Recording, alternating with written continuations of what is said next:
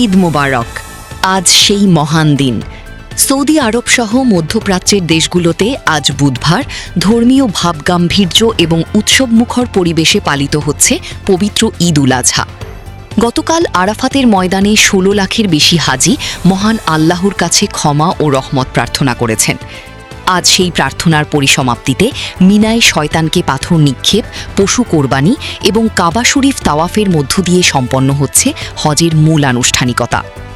আজকের ভিডিওতে আরাফাত থেকে ঈদ পর্যন্ত পুরো যাত্রার বিস্তারিত বিবরণ জানাব। আজ বুধবার ২৭শে মে ২০২৬ সাল, পবিত্র জিলহজ মাসের ১০ম দিন। ইসলামী পঞ্জিকা অনুযায়ী এই দিনটিকে বলা হয় ইয়াউমুন নাহার বা কোরবানির দিন। বিশ্বের কোটি কোটি মুসলমান আজ ইব্রাহিম আলাইহিস সালামের মহান ত্যাগের স্মরণে পশু কোরবানি করছেন। আল্লাহর ভালোবাসায় নিজের সবচেয়ে প্রিয় জিনিস উৎসর্গ করার যে চিরন্তন শিক্ষা, সেটাই ঈদ উল আজহার মূল বার্তা।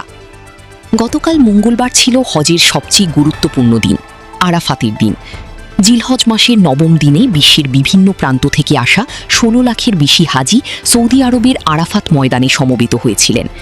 ভোর থেকেই শুভ্র ইহরামে সজ্জিত হাজিদের লাব্বাইক আল্লাহুম্মা লাব্বাইক ধ্বনিতে মুখরিত হয়ে উঠেছিল পুরো আরাফাত প্রান্তর। এই দৃশ্য যারা দেখেছেন তারা জানেন এর চেয়ে আবেগময় এবং আধ্যাত্মিক মুহূর্ত পৃথিবীতে দ্বিতীয়টি নেই। সূর্যোদয় থেকে সূর্যাস্ত পর্যন্ত হাজিরা আরাফাতের নির্ধারিত সীমানার মধ্যে অবস্থান করে নামাজ আদায় করেছেন, তওবা ইস্তিগফার করেছেন, পবিত্র কোরআন তিলাওয়াত করেছেন, জিকির আজকার করেছেন। মহান আল্লাহর সন্তুষ্টি অর্জনের আশায় কান্না ও প্রার্থনায় মগ্ন ছিলেন তারা। ইসলামী শরীয়ত অনুযায়ী আরাফাতে অবস্থান করা হজের প্রধান রুকন। এই একটি দিনে আরাফাতে না থাকলে হজ সম্পন্ন হয় না। খুতবা শেষে হাজিরা জোহর এবং আসরের নামাজ একসঙ্গে আদায় করেছেন। সূর্যাস্তের পর তারা মুজদালিফার উদ্দেশ্যে রওনা হন। মুজদালিফায় খোলা আকাশের নিচে রাত যাপন করেছেন হাজিরা। সেখানে মাগরিব ও এশার নামাজ একসঙ্গে পড়েছেন। পাশাপাশি আজ মিনায় শয়তানকে পাথর নিক্ষেপের জন্য প্রয়োজনীয় ছোট ছোট কঙ্কর সংগ্রহ করেছেন। আজ সকালে মিনার জামারায় বড় শয়তানকে ৭টি পাথর নিক্ষেপের মধ্য দিয়ে ঈদ উল আজহার মূল আনুষ্ঠানিকতা শুরু হয়েছে।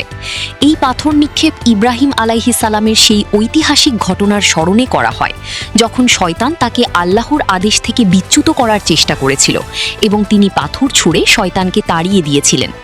পাথর নিক্ষেপের পর হাজিরা মহান আল্লাহর সন্তুষ্টি লাভের আশায় পশু কোরবানি করছেন।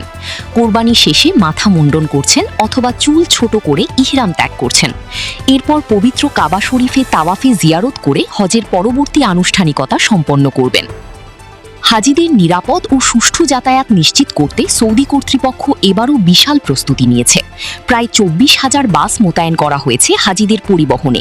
আরাফাত থেকে মুজদালিফা, মুজদালিফা থেকে মিনা, প্রতিটি পথে এই বিশাল পরিবহন ব্যবস্থা নিরবচ্ছিন্নভাবে কাজ করেছে। ১৬ লাখের বেশি মানুষকে একই সময়ে নিরাপদে এক জায়গা থেকে আরেক জায়গা সরানো পৃথিবীর সবচেয়ে বড় লজিস্টিক অপারেশনগুলোর একটি। বাংলাদেশ থেকেও এবার বিপুল সংখ্যক হাজি পবিত্র হজ পালন করছেন। তাদের পরিবারের সবাই দোয়া করছেন যেন তারা সুস্থভাবে সব আনুষ্ঠানিকতা সম্পন্ন করে নিরাপদে দেশে ফিরতে পারেন। আল্লাহ তাদের সবার হজ কবুল করুন। আগামীকাল বৃহস্পতিবার বাংলাদেশ সহ দক্ষিণ এশিয়ার দেশগুলোতে পালিত হবে পবিত্র ঈদ উল আজহা। দেশজুড়ে চলছে ঈদের প্রস্তুতি। কোরবানির পশুর হাটে জমে উঠেছে ভিড়।